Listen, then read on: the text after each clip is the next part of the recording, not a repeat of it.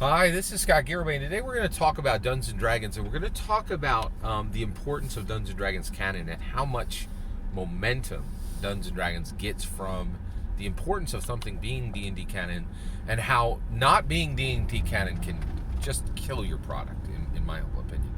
So first of all, I want to thank Gamemasters. First of all, terrible name for a YouTube channel, but there's this guy.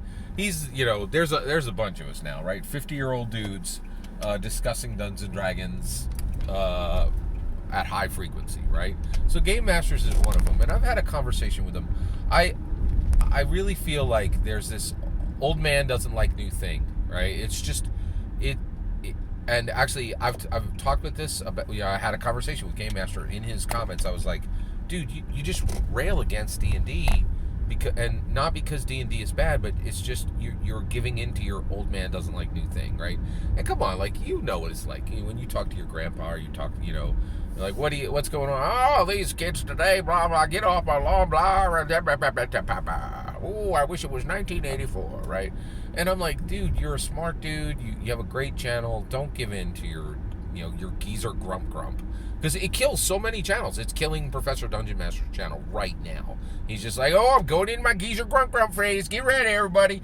Like, and if you think I'm wrong, I'm not wrong. He literally had a video where he's like, go away. I don't want you to. Don't watch my channel. I don't care. Like, I'm like, whoa, okay.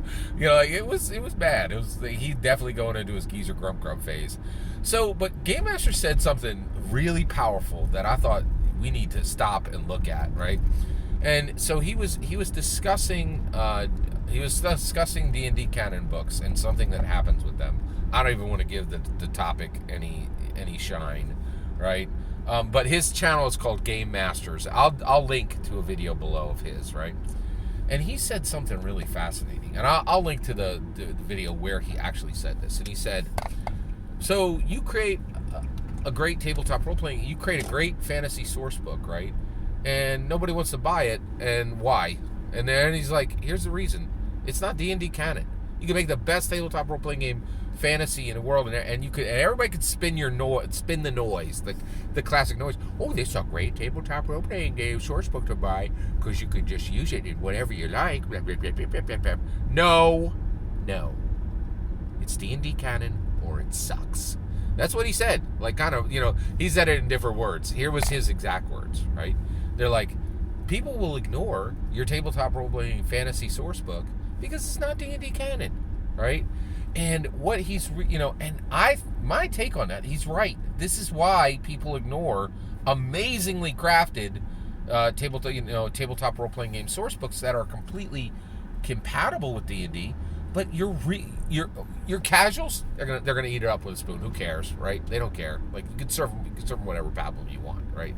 People who sit at your table and take whatever you got. But your serious players, right, know what they're doing, who have a physical notebook out and are taking notes on what you're. They're like, this ain't D&D canon. What is this scrub crap, right? Like, and that's the issue. And if you are not a D&D canon, and this is one of the reasons why I am swiftly moving away from other tabletop role playing games, because it's D&D or nothing. Right? And especially after the OGL crisis, right? And what he's really saying, let's get it all the way there, is he's like, people would rather buy D&D low quality, D&D canon low quality than your tabletop role-playing game source book, than third-party source book high quality. And he's dead on right? So let's talk about D&D canon low quality. There is some. All right. First of all, Journeys Through the Radiant Citadel. That book is very low quality. It was delivered with nothing for DMs and nothing for players. First of all, I think it's the only canon book, right? D&D 5th edition canon book that doesn't give anything to players. There's no new subclasses. There's no new species. There's no new magic items. What were you even doing? What was the point of this, right? Like, and when you look at this book, you're like, I do not know why this thing was printed. The other thing is, there's like, here's 15 new settings, all of which we pretty much know are not going to be supported, not going to be built out, not going to go anywhere, right? Why didn't you take the authors on? Why didn't you keep the same structure for the authors? It was all POC authors, right? And let them work on an existing world that mattered, where and give us